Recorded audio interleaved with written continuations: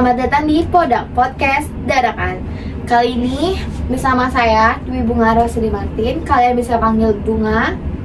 Kali ini kita akan membahas tentang kesehatan mental. Tapi saya tidak sendiri, saya bersama dua teman saya. Saya panggilkan Zara dan Retno. Halo, selamat datang di podcast kali ini. Halo. Apa kabarnya kalian berdua? Alhamdulillah baik. Alhamdulillah aku juga baik.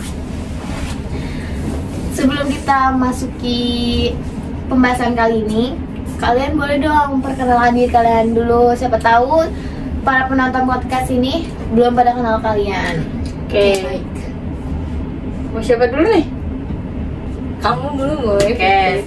Baik, perkenalkan nama saya Retno Risa Fitri, biasa dipanggil Retno. Saya mahasiswi jurusan bimbingan dan konseling di salah satu universitas swasta Jakarta. Oke, baik. Nama saya Adlian Zahra Zalzabila. Saya biasa dipanggil Zahra. Saya mahasiswi bimbingan dan konseling. Saat ini saya masih semester 5. Baik, sama-sama dari konseling ya. Iya, betul. Harusnya seru nih, kita akan bahas materi kali ini Apa sih materinya? Tadi? tentang kesehatan mental. Seru nih baik. kayaknya nih. Oke, sebelum kita lanjut segmen berikutnya, saya akan menjelaskan sedikit tentang kesehatan mental. Kesehatan mental itu menurut saya mencakup kesehatan emosional, psikologis, dan sosial kita. Ini sangat penting karena mempengaruhi cara kita berpikir, merasa, dan bertindak setiap harinya. Kesehatan mental yang baik membantu kita menghadapi stres, bergaul dengan orang lain, dan membuat keputusan yang baik. Oke, kita bakal bahas lebih dalam lagi tentang ini, termasuk masalah yang sering kita alami, dan tips-tips kesehatan mental khususnya buat kita para mahasiswa atau Gen Z. Baik, kita mulai dengan apa sih kesehatan mental menurut kalian berdua itu? Boleh Siap. dimulai dengan siapa ya? Siapa? Boleh Fitri dulu. Oke, menurut saya kesehatan mental di sini tuh kita bisa merasa, berpikir, dan berinteraksi sesama dengan orang lain. Terus kesehatan mental tuh penting banget buat anak-anak kuliah, mahasiswa Gen Z, biar nggak terlalu stres sama tugas. Terus selalu berpikir positif. Oke, aku setuju sih sama pendapatnya Fitri. Kalau menurut aku sendiri, kesehatan mental itu ketika dimana kita menyadari bahwa kesehatan mental diri kita masing-masing itu penting.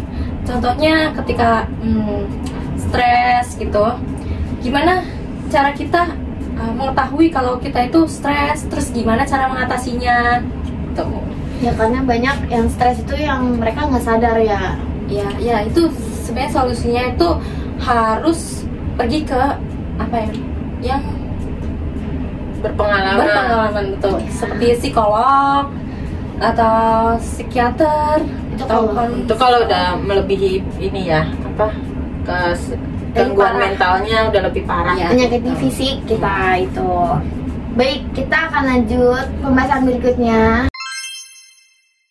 Masalah mental yang sering dialami oleh mahasiswa. Menurut Zara, apa sih masalah-masalah yang dihadapi mahasiswa di zaman sekarang ini? Oke, jadi masalah kesehatan mental yang lagi marak ya, dialami oleh mahasiswa sekarang. Kalau menurut saya sendiri sih, yang pertama sih minder ya. Sekarang kan mahasiswa itu kemampuannya kan ada yang berbeda gitu, ada yang ngerasa diri dia rendah gitu, maksudnya kurang berpengalaman dibandingkan teman-teman dia yang lain, yang ada yang bekerja, ada yang dia kuliah sambil bekerja, terus ya pokoknya dia merasa diri dia rendah daripada teman-teman mahasiswanya yang lain, sehingga dia itu apa ya, merasa insecure, terus minder, terus akhirnya dia merasa stres sendiri gitu.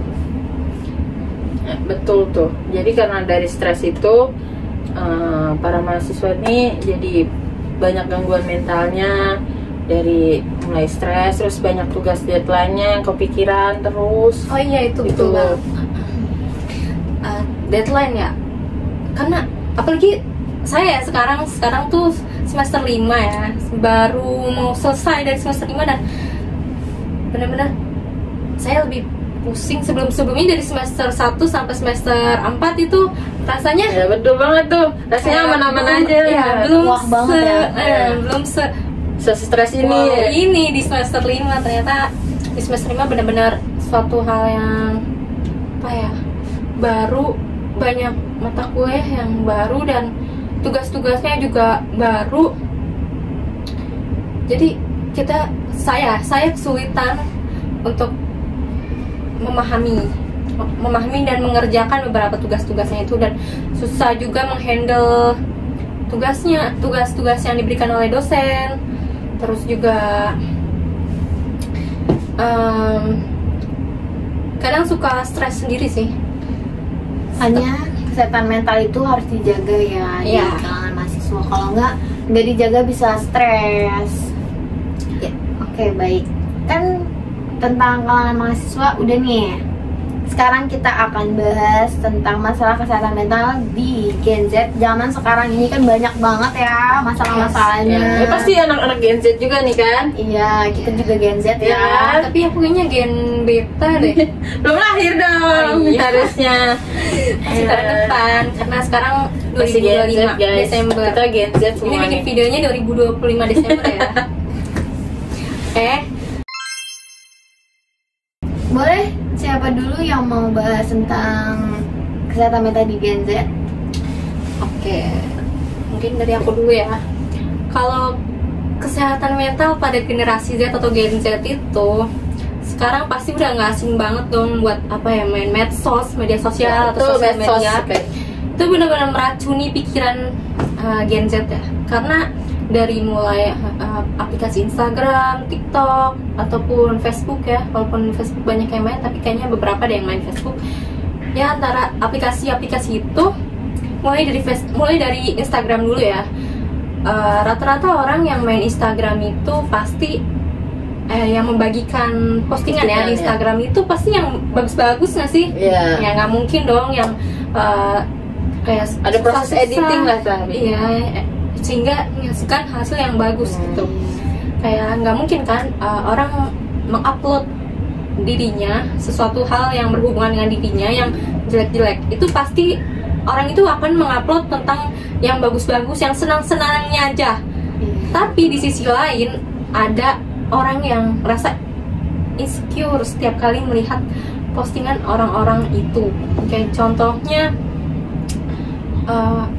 orang yang insecure ini ngelihat postingan yang temannya yang apa ya, Cantik gitu bisa ya. jadi cantik gitu. Terus ada juga yang melihat kok dia hidupnya enak ya, kayak makannya apa, jalan-jalan terus atau enggak nongkrong di kafe terus, atau enggak dia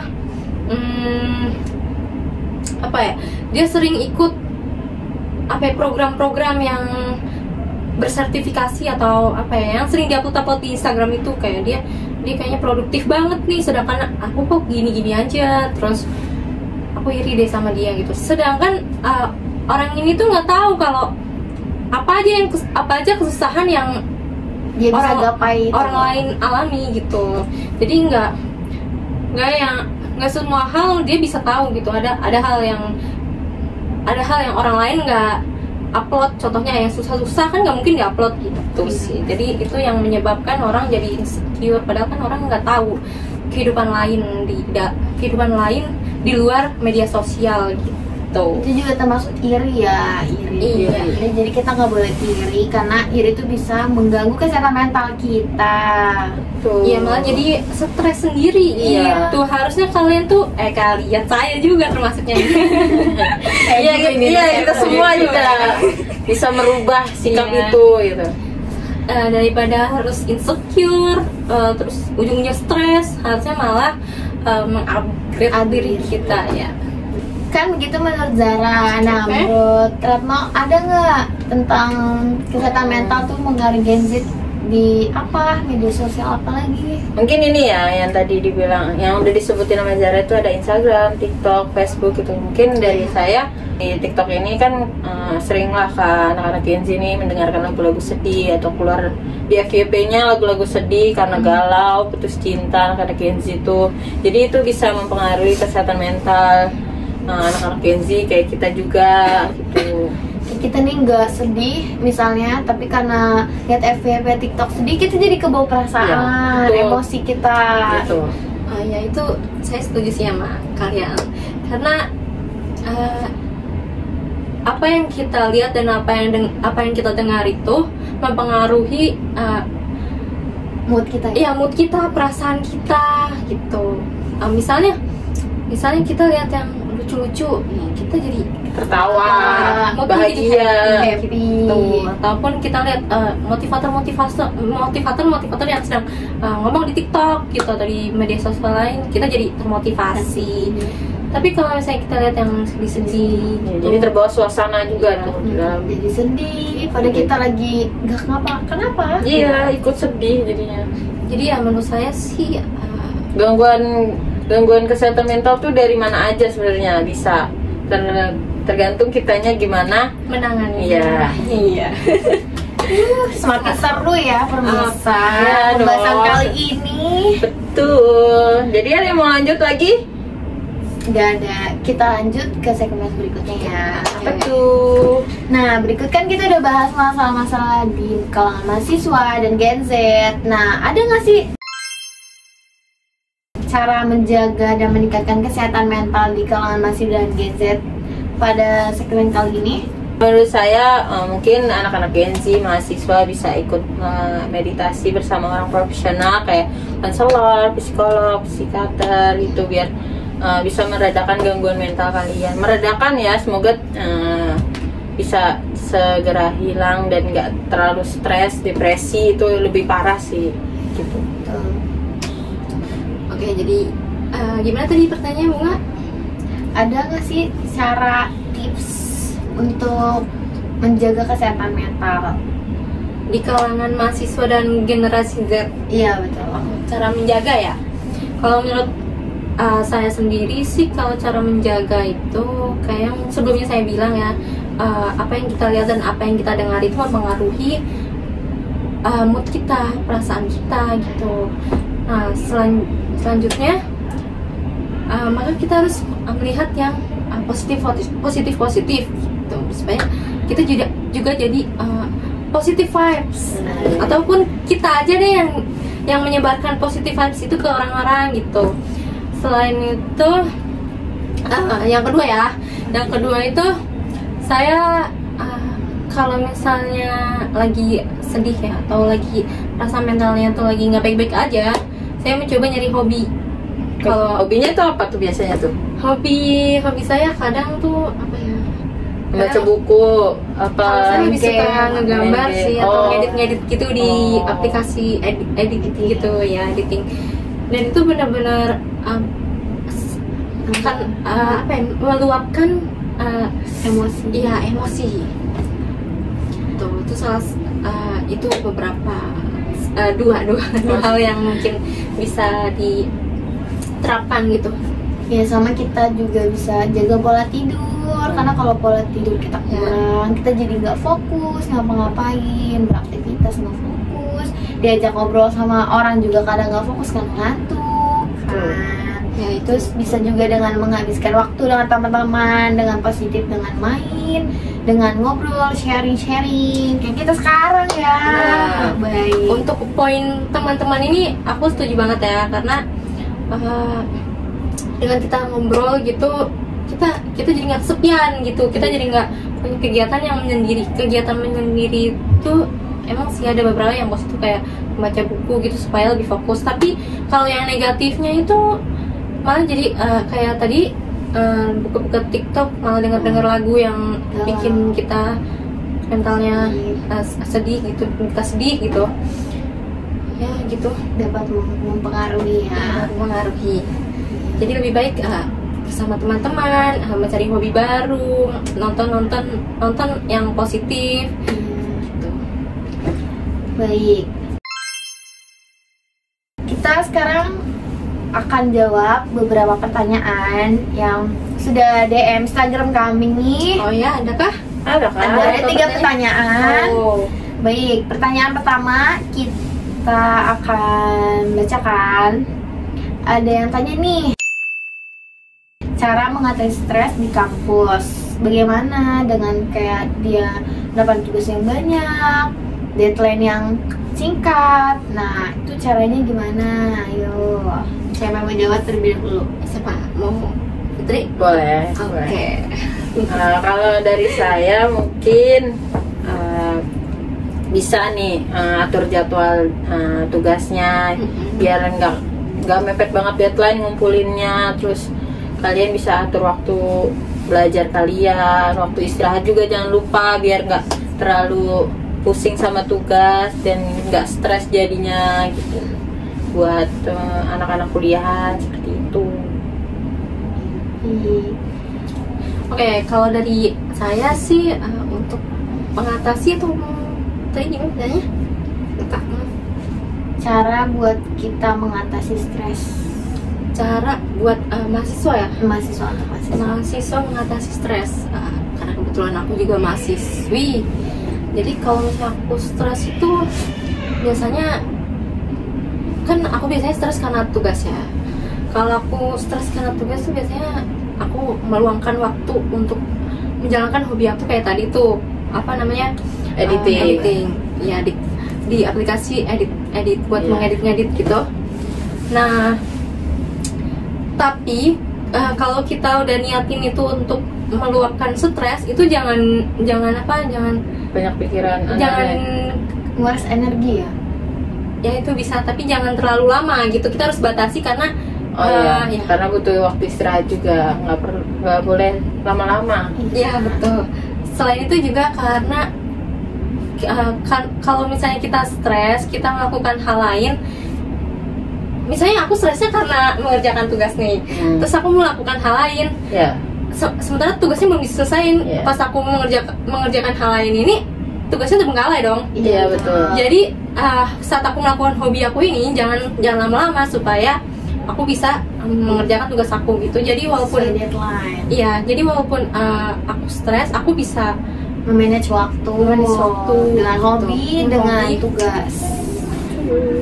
Terus juga kalau stres, hobi itu sangat penting kayak jalan-jalan.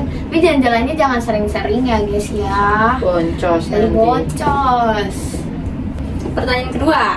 Pertanyaan Apa tuh? kedua itu, bagaimana penggunaan media sosial mempengaruhi kesehatan mental di kalangan Gen Z sekarang? Ayo, ada yang bisa jawab terlebih dahulu? Oke, jadi tadi kan kita udah bahas ya mengenai media sosial di kalangan Gen Z ya, pengaruhnya.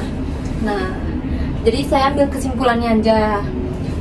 Kalau misalnya dari Instagram, TikTok, Facebook, kita melihat postingan gitu, beberapa postingan yang bagus-bagus, itu belum tentu orang itu nggak punya masalah lain. Jadi orang yang melihat itu nggak perlu insecure gitu, karena orang itu punya punya bagiannya masing-masing gitu. Setiap orang itu punya bagian masalahnya yang nggak diumbar juga.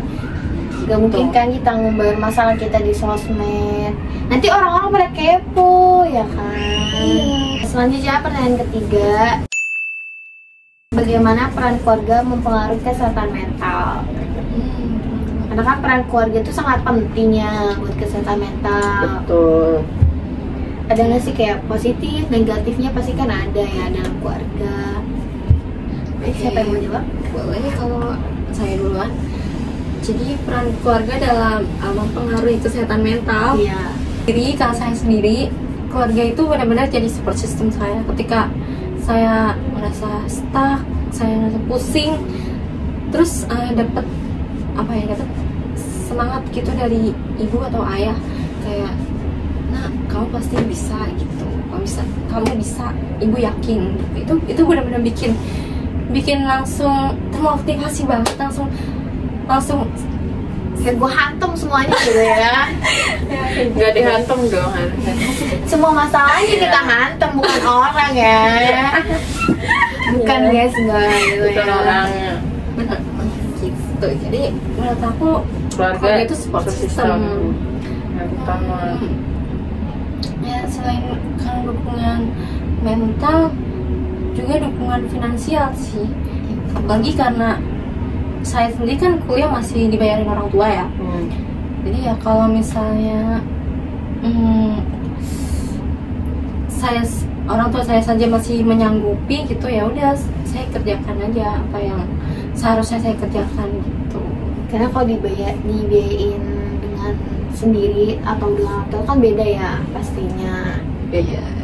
Jadi lebih apa ya, Semangat ya, gitu. semangat untuk membahagiakan keluarga juga, jadi punya motivasi yang kuat. Iya. Intinya keluarga salah satu Pendukung ya. faktor pendukung untuk kita selalu mempunyai motivasi yang kuat gitu. Baik, begitu peran support system dari keluarga. Mungkin menurut Retno ada nggak support system dari teman, pacar gitu? Kita di luar konteks ya pertanyaan ya, biar kita seru-seru aja nih membahas. Mungkin kalau dari saya kan tadi Zara bilang tentang keluarga. Nah kalau mungkin dari saya, dari teman saya sendiri atau sahabat saya atau saudara-saudara saya yang bisa membantu saya sedikit mengurangi rasa stres saya yang ada di dalam diri saya gitu. Kadang stres karena mahasiswi jadi banyak tugas, deadline gitu. Jadi dengan support dari teman-teman, terus support dari teman-teman bisa Membantu mungkin? Iya, membantu Iya, tugas kuliah saya gitu. Jadi sedikit mengurangi stres saya di kala deadline yang melanda saya gitu. Bagus juga ya. Mungkin dari saya seperti itu, karena teman-teman saya sebenarnya mendukung. Tapi saya tidak perlu bantuan, tapi ya karena udah mendukung. Gak apa-apa, baik ya. Baik, Mungkin itu juga ya Bisa dicontoh ya, misalnya yang temennya stres nih, yang kita ngerti, kita bantuin, itu juga pahala ya guys.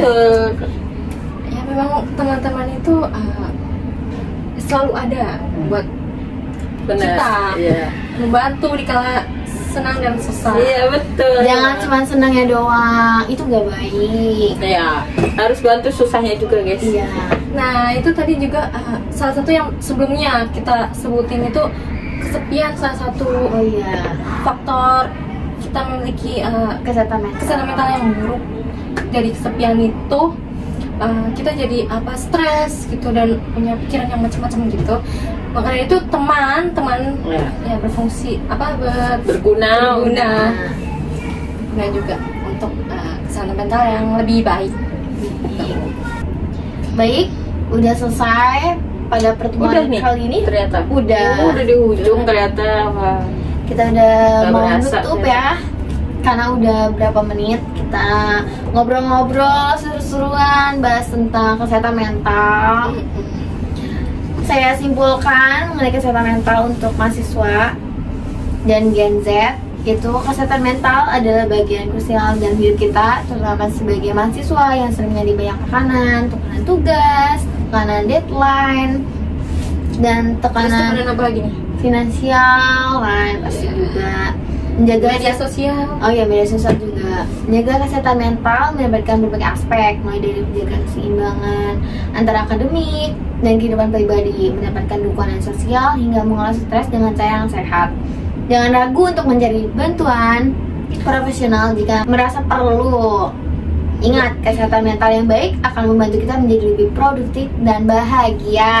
Oke, baik. Kak Bunga, bantuan profesional itu contohnya seperti apa sih? Kayak misalnya kita bantuan psikolog. Kalau udah sampai muka diri kita sendiri, itu harus minta bantuan psikiater. Iya. Jadi aku mau nambahin sedikit ya. Karena kan di Gen Z ini ramai banget ya. Dikit-dikit stres dikit ngakunya anxiety atau bipolar atau apa-apa gitu. Sebenarnya ada positif dan negatifnya. Gen Z itu mengenal kesehatan mental gitu. Yang pertama, mereka lebih aware karena di generasi-generasi sebelumnya itu kan mereka bilang kayak apaan sih Gen Z kok dikit-dikit kena gangguan kesehatan mental, dikit-dikit menasihati kita sebenarnya boleh gitu. Sebenarnya ada hal positifnya, itu mereka lebih aware tentang diri mereka sendiri. Tapi ada hal negatifnya tuh. Kak, Hal negatifnya itu karena mereka apa ya, ngeklaim diri mereka sendiri tuh punya penyakit, Iya. itu juga nggak baik. Kayak misalnya mereka tuh sebenarnya nggak punya anxiety gitu, jadi dari dia ngeklaim itu jadi lama-lama beneran kejadian gitu, kayak stres sendiri. berpikir negatif. Iya, berpikir negatif. Iya, jadi nggak boleh self diagnose sendiri, gitu. harus Harus langsung ke profesional. Uji coba ya, ngetes, jangan ambil keputusan sendiri. ya. Baik, sudah selesai pembahasan kita kali ini. Terima kasih yang sudah menyaksikan, menonton podcast kita, podcast Jangan lupa. Dadakan. Jangan lupa di like, komen, di share yang banyak pokoknya. Pokoknya di like, pokoknya di like. Ya, kalian kita ini buat tugas ya guys ya. Mohon dibantu 100 like-nya. Nah, bila kita ada yang salah kata, salah pembahasan, mohon dimaafkan. Karena kita juga masih belajar ya. Ya betul. Terima kasih dan sampai jumpa. Bye-bye. Bye-bye. Terima kasih.